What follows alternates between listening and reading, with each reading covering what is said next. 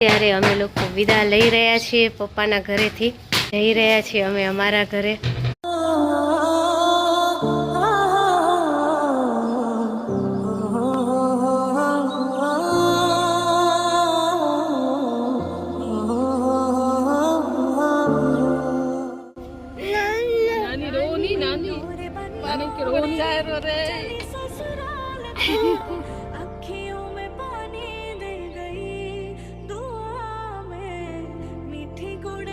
ચલો હવે દયા પછી વિદાય લઈ લીધી છે બધા પાસે. હવે અમે લોકો જઈએ છીએ લગભગ તો મથલ જશું. અહીંયાથી મથલથી ડાયરેક્ટ ભુજ નીકળી જશું અમે.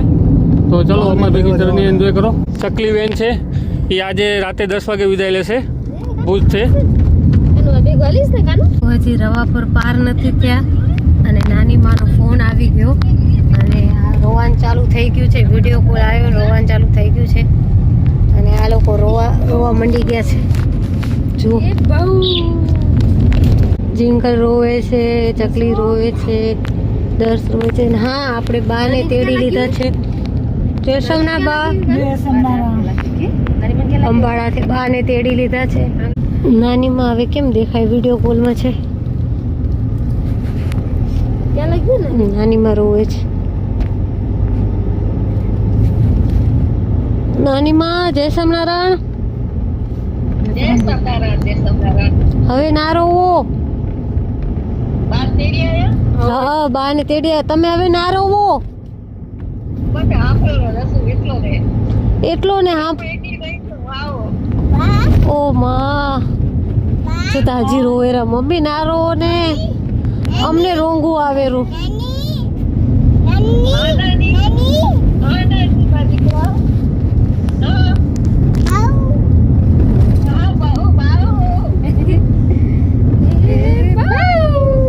નાની પોતે રોવે રા ને આપણે રોવે રા.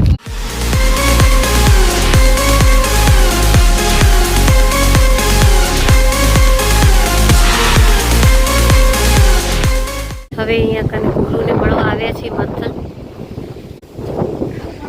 હવે ભાઈ અંદર જાય છે ગુરુને મળવા માટે. અમે અહીંયા પાણી પીને ફ્રેશ થઈએ છીએ. જો આ છે ગુરુકુલ કેમ્પસ મથલ. આપણા લડ્ડુ ગોપાલ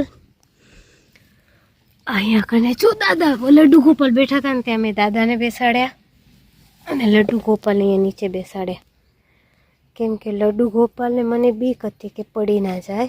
લડ્ડુ ગોપાલને હું વિચારું છું કે ઉપર બેસાડું તો એમને થોડો પવન લાગે. હમણાં એસી બંધ છે ને એટલા માટે. અને આ બેન આવે છે આપણા. માથું નથી ઓડી બેટા, એમ જ ના મળે. કેમ મજા આવે છોરા છોરા કહેવાય એટલે તો એને છોરા કહેવાય. ખબર ના પડે એટલે છોરા કહેવાય. શું બોલે રે?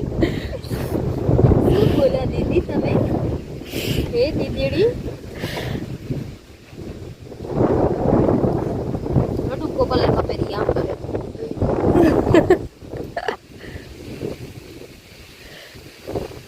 અમે લોકો હવે મથલ ગુરુકુલથી નીકળી ગયા છીએ ઠાકોરજી જમાડીને. ને હવે જઈ રહ્યા છે સીધા ભુજ.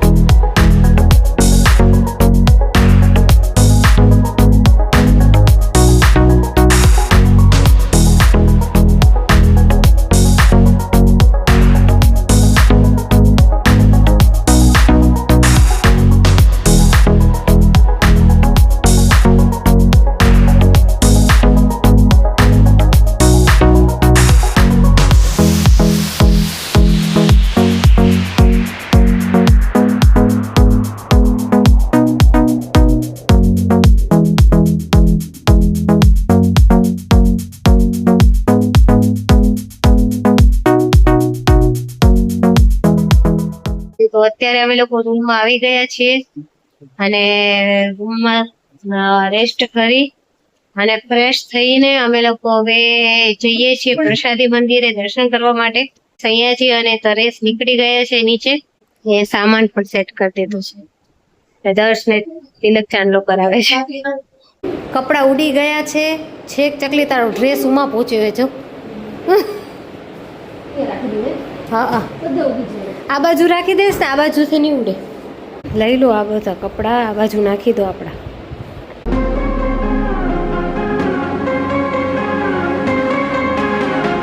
છોરીઓ જલ્દી કરો, તાર જીજાજી વટશે. જો આપણે પ્રસાદી મંદિરે દર્શન કરવા માટે નીકળી ગયા છીએ. મેં ને ચકલી આ બેકરીમાંથી એકવાર શું લીધું તું ચકલી? ડોનટ. કેટલા પરફેક્ટ મસ્ત હતા ને. કોઈ ટ્રાય ના કરતા, બહુ જ ગંદુ હતું.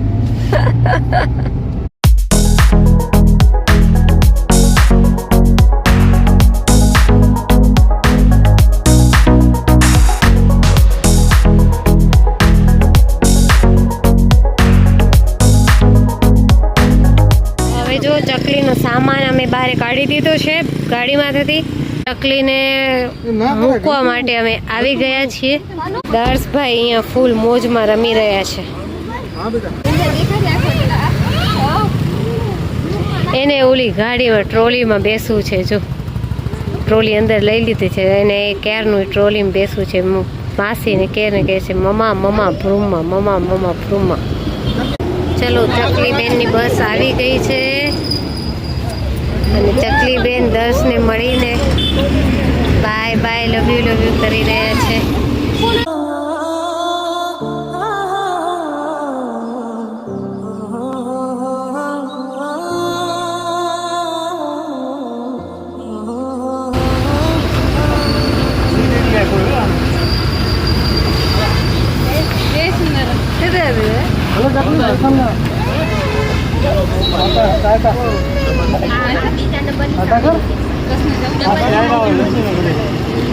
દર્શુ માસી ગયા. એવું માસી કને હું પણ માસી કે મમ્મી તો નહીં.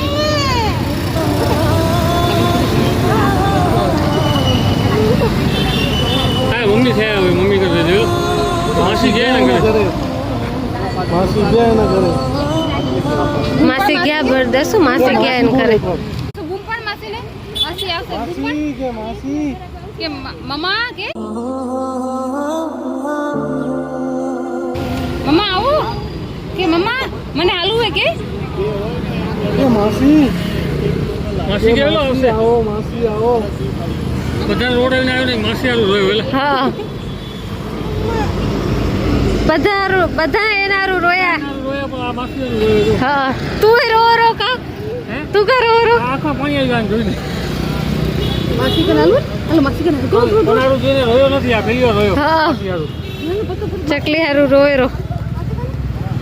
ચલો ચકલી એટલી ગાયમાં હતી, બસ વાળા એટલી જલ્દી કરાવતા હતા, તકડ કરાવતા હતા કે ચકલી સરખી વિદાય લઈ ના શકી અને ના એટલું ઇમોશનલ ના થઈ શકી કે રડી શકે. પણ દર્શભાઈ ના મળ્યું એટલે દર્શભાઈ એને બાય કહીને રડી પડ્યા. એને ખબર પડી કે માસી એને છોડીને જાય છે તો દર્શભાઈ પાસે બોલવા લાગે.